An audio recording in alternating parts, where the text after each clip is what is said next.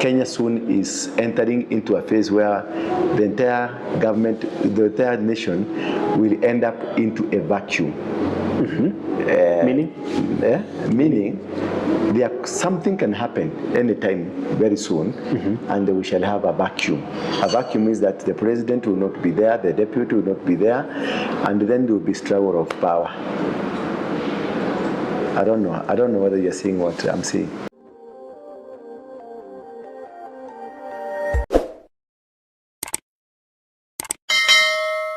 Mimi ndio Sifuna. This is a vacuum. The Sifuna guy. Have you said a vacuum? Yeah?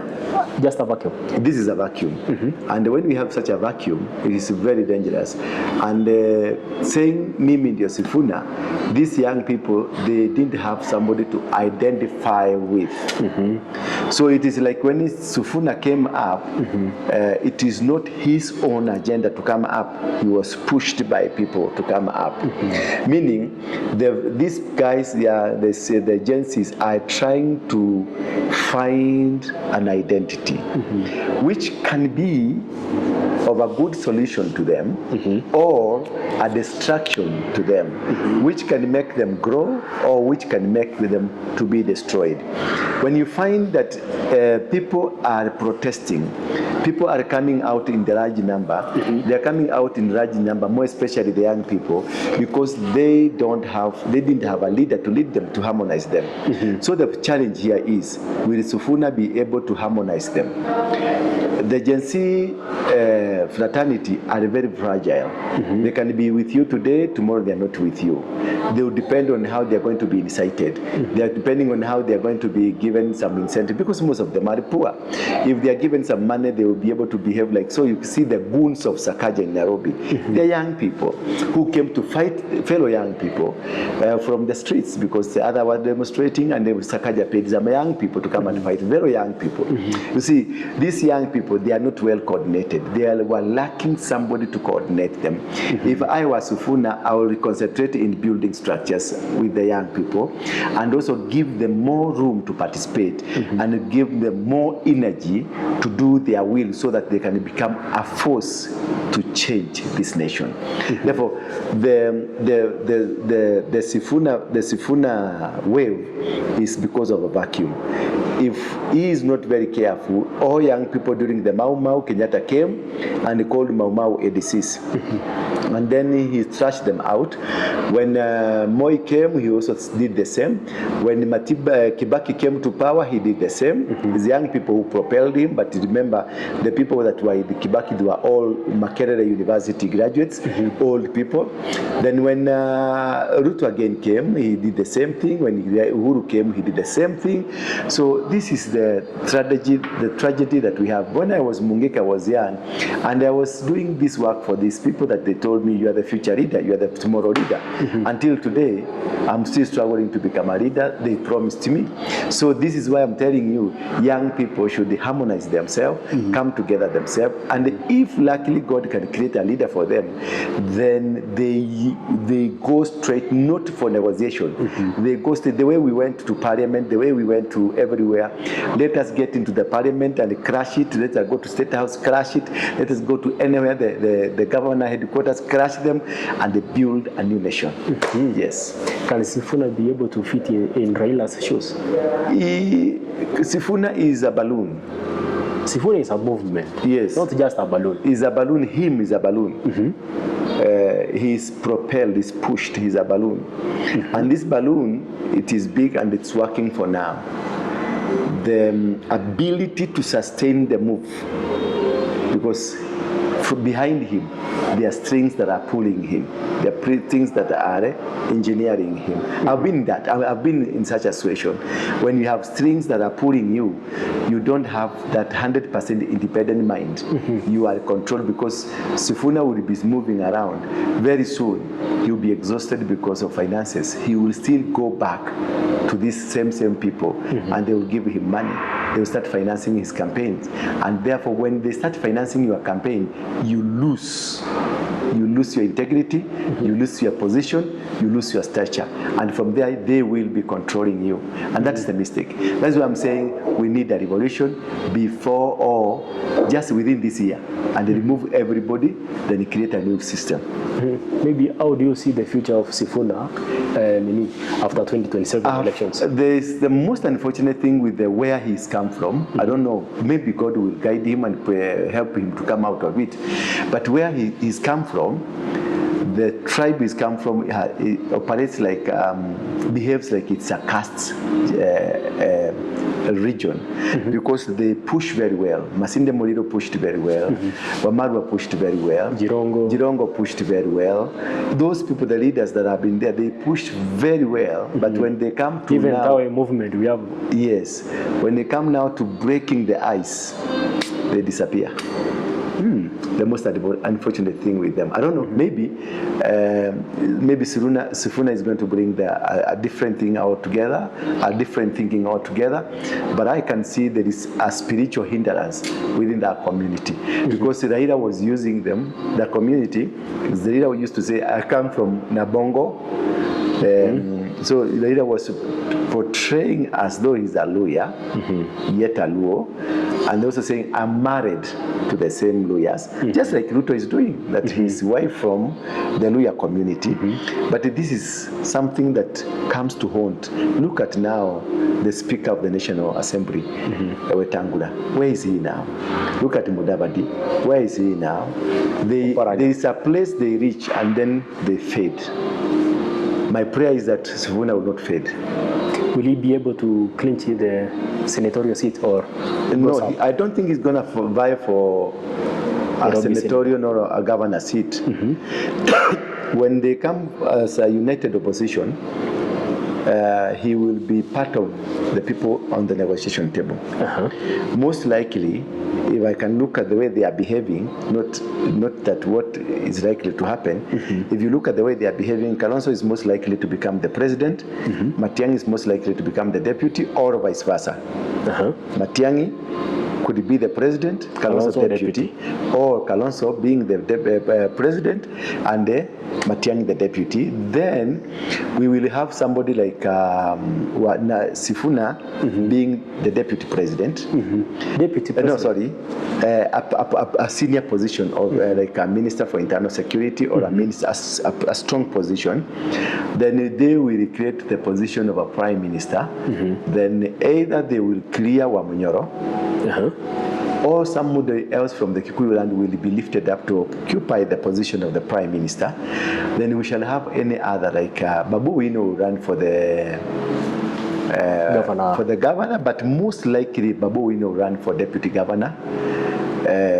According to the matrix, if they get together and form the matrix. Who will he deputize? He will deputize a Kikuyu. Kakuya? Not necessarily Kakuya, but a Kikuyu. And many other things will work into place. But I see a seat of a prime minister, a deputy prime minister. I see a seat of president and a deputy president in that line. Could it be possibly we can have Sifuna being given as a position of maybe the leader of majority? They can even nominate him and they become the leader of majority. But he will have, if at all they get into that position, negotiation table, and they win the seat, because most likely they are going to make it. But if what I'm seeing will not happen, because what I'm seeing will not happen, Kenya soon is entering into a phase where the entire government, the entire nation will end up into a vacuum. Meaning? Meaning, something can happen anytime very soon, and we shall have a vacuum. A vacuum is that the president will not be there, the deputy will not be there, and then there will be struggle of power. I don't know whether you're seeing what I'm saying. There will be no president, the deputy. Yeah. There will be struggle of power. There will be. I don't know. It's my feeling. that we can enter into that position. Or Ruto may want to disorganize the entire nation and then create a situation where we are in a state of emergency. And then suspends the constitution, and then we'll be having no election, because I don't see an election in Kenya in 2027. Yes, I may be contradicting myself, but I've given two scenarios. If this goes to the election, this is what happened. But I also see no election because Ruto and the company, they are so frightened. And they are so confident. They are so confident because they are thinking they can be able to steal or to do the rigging. But if the mobilization capacity, what I'm seeing with Kina Sifuna, Kina Kalonzo, Kina Wamnyoro, Kina Uhuru, all these people, Kina Matiang'i, if that is what will happen, and that's how it will go, I don't see Ruto waiting for that day of... He'll disorganize everything. He will disorganize everything and cause chaos. And he can even stage manage a coup. Yes, most likely he will stage manage a coup. Before we reach there to a coup. Yeah, so that he can suspend the constitution. You think Sifuna, maybe a cabinet secretary? Sifuna could end up into Babu, deputy governor. The Babu, I see him a deputy governor. Yeah, he will be persuaded to be in to take over the deputy governor, and which he will agree to because he still have the edges on his side, and he can use that platform to rise to the president, not to the governor. The next move of Babu, the next general election, if there will be, he will be vying for the presidency. And most likely he will be a deputy to somebody. Yes. Is Nairobi working? Is Sakaja working? No, Sakaja has never and will never work. And there will be no governor that will work in Nairobi as long as the power of the city is controlled from the State House. Again, being a cosmopolitan city and also the capital city of this nation, if I were the system, and we can push for this, because I would want also to push for it, that Nairobi be removed from having governors, a county, and become like a corporate. Nairobi will be managed by a CEO, because that is, Nairobi should be treated as a corporate entity, not as a governor, because we don't need to elect somebody in Nairobi. Because should we get out of electing people in Nairobi, what will happen? We have a CEO who is not elected, who is not answerable to any person in Nairobi, so he will execute rules and orders as per to what is required. He will make Nairobi clean, he will make Nairobi conducive, he will make Nairobi a peaceful place where businesses can be done without necessarily fearing that he might lose votes. Because we need to remove Nairobi from that fear of votes. Because Sakaja cannot remove the border from the city, hawkers cannot be removed, many things cannot be changed, because if you touch them, you are going to lose the vote. So that is the fear.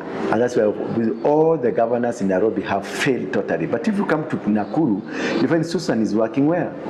Because Nakuru is a small entity, and she can be able to manage it easily and make some rules easily. And like Nairobi, where you have, it's a huge thing that you cannot be able to control it alone. You need the input of the government. And if you need the input of the main government, you have a rogue person like Ruto comes and makes you to sign, because they frightened Sakaja that they are going to impeach him. So he was forced to sign things because they told him that they are going to impeach him. And when he refused a bit, then they started collecting signatures, and when he discovered people are 80% who are going to vote against him, he went to the State House and told Ruto, now I want to sign. The same thing yesterday. You see, the police went for him.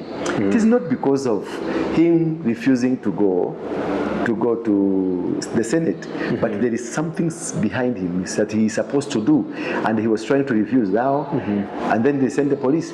That is how Nairobi is critical. Can he be able to bounce back as the... No, he will never come back. As a governor, he can't come back. Why? He can't come back. He's reached a political deathbed. He will never come back again. He will never, no matter what. He will never, because the power that is in control now, they don't want him.